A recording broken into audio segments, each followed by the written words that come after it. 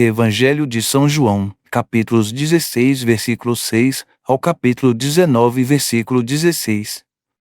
A vinda do Espírito. Mas porque vos falei assim, a tristeza encheu o vosso coração. Entretanto, digo-vos a verdade, convém a vós que eu vá, porque se eu não for, o Paráclito não virá a vós, mas se eu for, vô-lo enviarei. E quando ele vier, convencerá o mundo a respeito do pecado, da justiça e do juízo. Convencerá o mundo a respeito do pecado, que consiste em não crer em mim. Ele o convencerá a respeito da justiça, porque eu me vou para junto do meu Pai, e vós já não me vereis. Ele o convencerá a respeito do juízo, que consiste em que o príncipe deste mundo já está julgado e condenado. Muitas coisas ainda tenho a dizer-vos, mas não as podeis suportar agora. Quando vier o Paráclito, o Espírito da verdade, ele vos ensinará toda a verdade, porque não falará por si mesmo, mas dirá o que ouvir, e vos anunciará as coisas que virão. Ele me glorificará, porque receberá do que é meu, e vô-lo anunciará. Tudo o que o Pai possui é meu. Por isso, disse, há de receber do que é meu, e vô-lo anunciará. Tristeza da separação, alegria do reencontro. Ainda um pouco de tempo, e já me não vereis. E depois mais um pouco de tempo, e me tornareis a ver, porque vou para junto do Pai. Nisso alguns dos seus discípulos perguntavam uns aos outros, que é isso que ele nos diz? Ainda um pouco de tempo e não me vereis, e depois mais um pouco de tempo e me tornareis a ver. E que significa também eu vou para o Pai? Diziam então, que significa este pouco de tempo de que fala? Não sabemos o que ele quer dizer. Jesus notou que lhe queriam perguntar e disse-lhes, perguntais uns aos outros acerca do que eu disse, ainda um pouco de tempo e não me vereis, e depois mais um pouco de tempo e me tornareis a ver. Em verdade vos digo, há vez de lamentar e chorar, mas o mundo se há de alegrar. E há vez de estar tristes, mas a vossa tristeza se há de transformar em alegria. Quando a mulher está para dar à luz, sofre, porque veio a sua hora. Mas, depois que deu à luz a criança, já não se lembra da aflição por causa da alegria que sente de haver nascido um homem no mundo. Assim também vós, sem dúvida, agora estáis tristes, mas hei de ver-vos outra vez, e o vosso coração se alegrará, e ninguém vos tirará a vossa alegria. Naquele dia não me perguntareis mais coisa alguma. Em verdade vos digo, o que pedirdes ao Pai em meu nome, ele vo-lo dará. Até agora não pedistes nada em meu nome. Pedi e recebereis, para que a vossa alegria seja perfeita. Disse-vos essas coisas em termos figurados e obscuros. Vem a hora em que já não vos falarei por meio de comparações e parábolas, mas vos falarei abertamente a respeito do Pai. Naquele dia pedireis em meu nome, e já não digo que rogarei ao Pai por vós, pois o mesmo Pai vos ama, porque vós me amastes e crestes que saí de Deus. Saí do Pai e vim ao mundo. Agora deixo o mundo e volto para junto do Pai. Disseram-lhe os discípulos, eis que agora falas claramente, e a tua linguagem já não é figurada e obscura.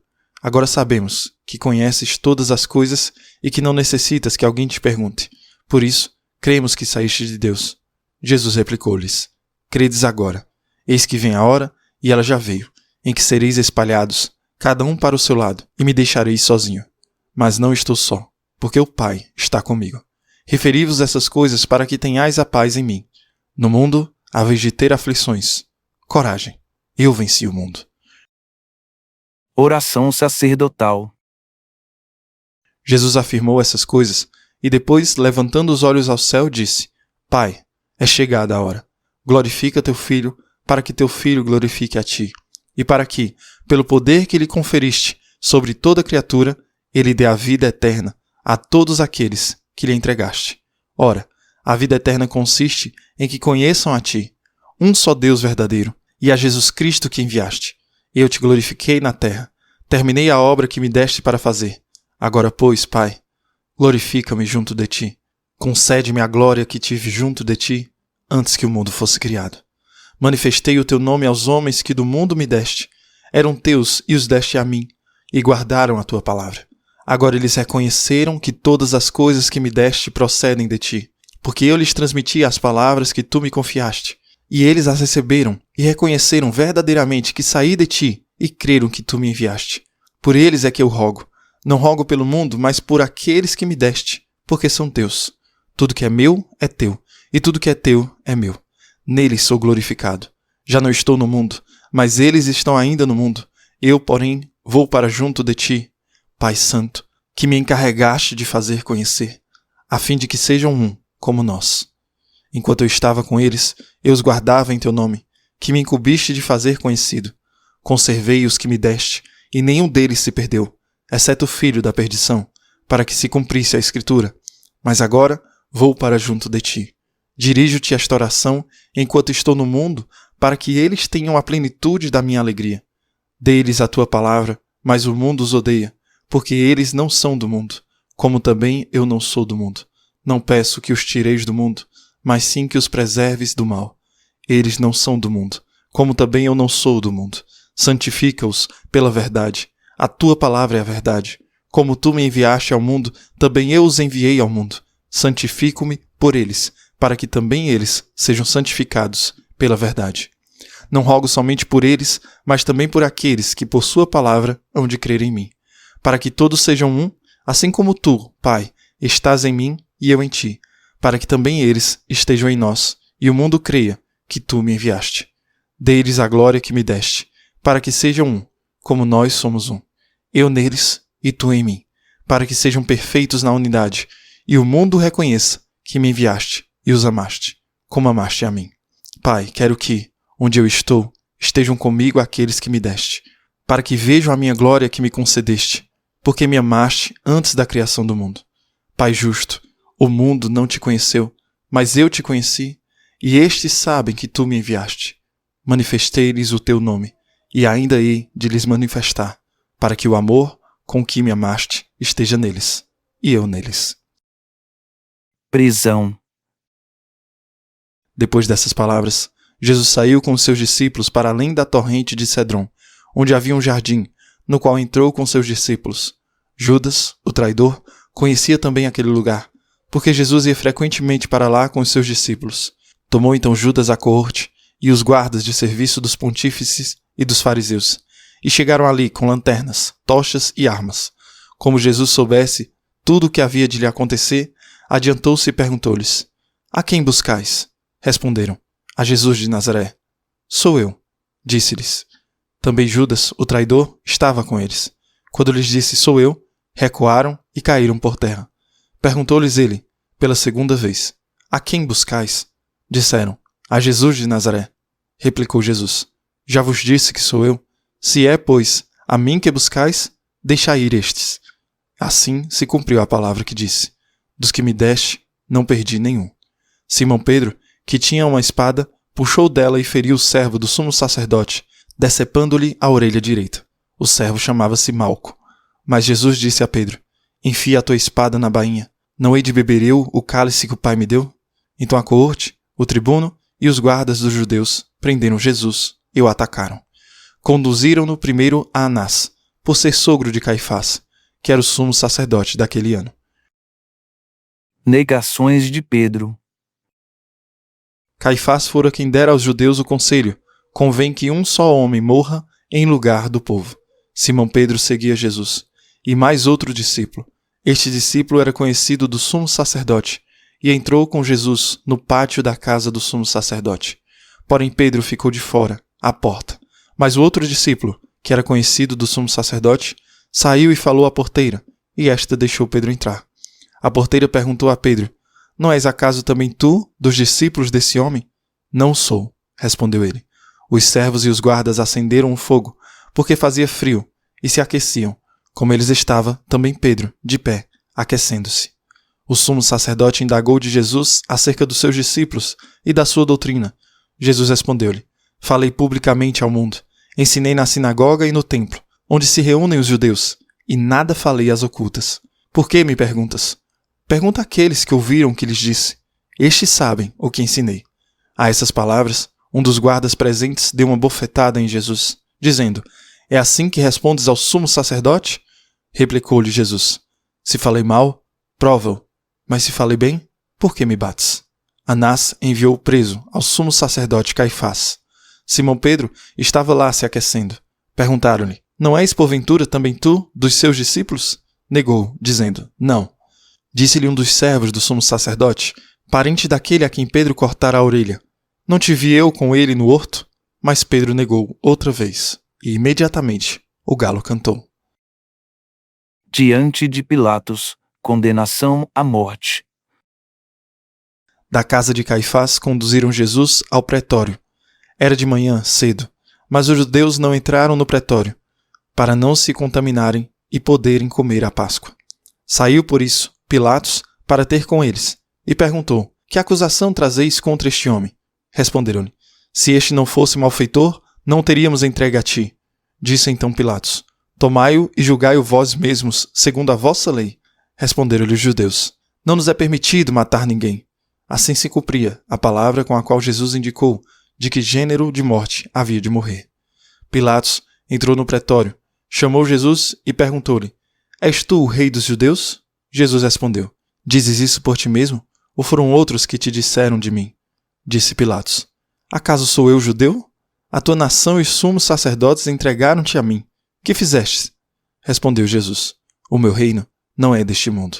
Se o meu reino fosse deste mundo, os meus súditos certamente teriam pelejado para que eu não fosse entregue aos judeus. Mas o meu reino não é deste mundo. Perguntou-lhe então Pilatos: és, portanto, rei? Respondeu Jesus: sim, eu sou rei. É para dar testemunho da verdade que nasci e vim ao mundo. Todo o que é da verdade, ouve a minha voz. Disse-lhe Pilatos: que é a verdade? Falando isso, saiu de novo. Foi ter com os judeus e disse-lhes: não acho nele crime algum. Mas é costume entre vós que pela Páscoa vos solte um preso. Quereis, pois, que vos solte o rei dos judeus? Então todos gritaram novamente e disseram: não, a este não, mas Barrabás. Barrabás era um salteador. Pilatos mandou então flagelar Jesus. Os soldados teceram de espinhos uma coroa e puseram-lhe sobre a cabeça e cobriram-no com um manto de púrpura. Aproximavam-se dele e diziam: salve, rei dos judeus! E davam-lhe bofetadas. Pilatos saiu outra vez e disse-lhes: eis que vou-lo trago fora, para que saibais que não acho nele nenhum motivo de acusação. Apareceu então Jesus, trazendo a coroa de espinhos e o manto de púrpura. Pilatos disse: eis o homem. Quando os pontífices e os guardas o viram, gritaram: crucifica-o, crucifica-o. Falou-lhes Pilatos: tomai-o vós e crucificai-o, pois eu não acho nele culpa alguma. Responderam-lhe os judeus: nós temos uma lei, e segundo essa lei ele deve morrer, porque se declarou filho de Deus. Essas palavras impressionaram Pilatos. Entrou novamente no pretório e perguntou a Jesus: de onde és tu? Mas Jesus não lhe respondeu. Pilatos então lhe disse: tu não me respondes? Não sabes que tenho poder para te soltar e para te crucificar? Respondeu Jesus: não terias poder algum sobre mim, se de cima não te fora dado. Por isso, quem me entregou a ti tem pecado maior. Desde então Pilatos procurava soltá-lo, mas os judeus gritavam: se o soltares, não és amigo do imperador, porque todo o que se faz rei se declara contra o imperador. Ouvindo essas palavras, Pilatos trouxe Jesus para fora e sentou-se no tribunal, no lugar chamado Lajeado, em hebraico, Gábata. Era a preparação para a Páscoa, cerca da hora sexta. Pilatos disse aos judeus: eis o vosso rei. Mas eles clamavam: fora com ele, crucifica-o. Pilatos perguntou-lhes: hei de crucificar o vosso rei? Os sumos sacerdotes responderam: não temos outro rei senão César. Entregou-o então a eles para que fosse crucificado. Explicação dos capítulos 16, versículo 6 ao capítulo 19, versículo 16. Muito bem, que dom é ler e ouvir a paixão de Jesus. A oração sacerdotal começa em João capítulo 13 e termina aqui, em João capítulos 16 e 17. Jesus deixa incrivelmente claro que todos aqueles que pertencem a ele neste mundo terão problemas. A última linha do capítulo 16: referi-vos essas coisas para que tenhais a paz em mim. No mundo, à vez de ter aflições, coragem, eu venci o mundo. Isso é fundamental para entender. Jesus não nos promete uma vida livre de dor. Jesus não nos promete que segui-lo nos dá qualquer coisa, exceto o que ele trouxe. Jesus trouxe decisão, humilhação, a perda de tudo, exceto por seu Pai. Até seus amigos. Judas o traiu, Pedro negou ele. Trouxe a Jesus todas essas perdas. E Jesus promete o mesmo para nós. Teremos tribulações e dificuldades neste mundo, mas tenha coragem, pois eu venci esse mundo. Logo após temos Jesus orando por esses apóstolos, esses discípulos bem na frente dele. Jesus então não apenas ora por eles, mas também ora por todos aqueles que vierem a crer por meio de seus ensinamentos. Você percebe o que isso significa? Você acabou de ler e ouvir o próprio Jesus orando por você. Porque nós somos esse alguém que veio a crer nele pela pregação dos apóstolos.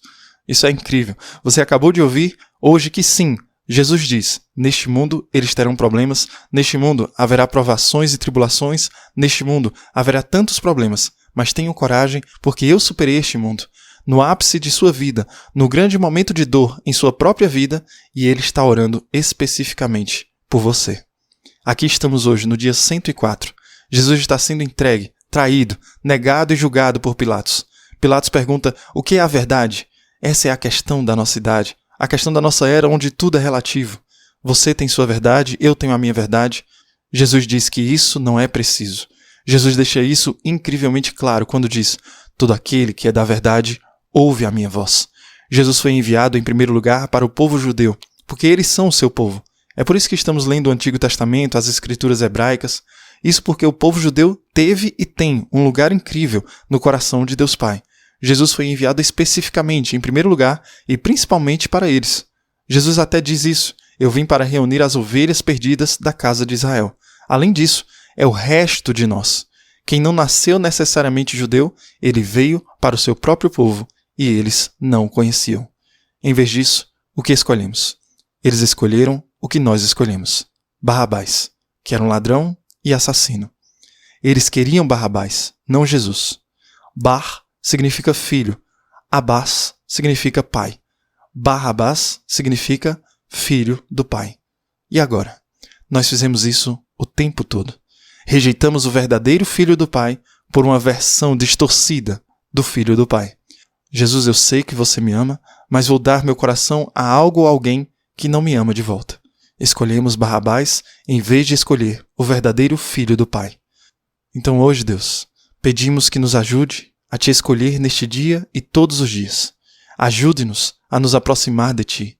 Que seja possível que o que você fez por nós ao se humilhar e ser humilhado e suportar o sofrimento, e como vamos ouvir amanhã, suportando a crucificação, morte e ressurreição, você fez tudo para a glória do Pai. E você fez isso tudo para nós. Que tudo isso não seja desperdiçado na nossa vida. Para que possamos escolher o verdadeiro Filho do Pai, hoje e todos os dias. Que Deus abençoe você e reze por mim.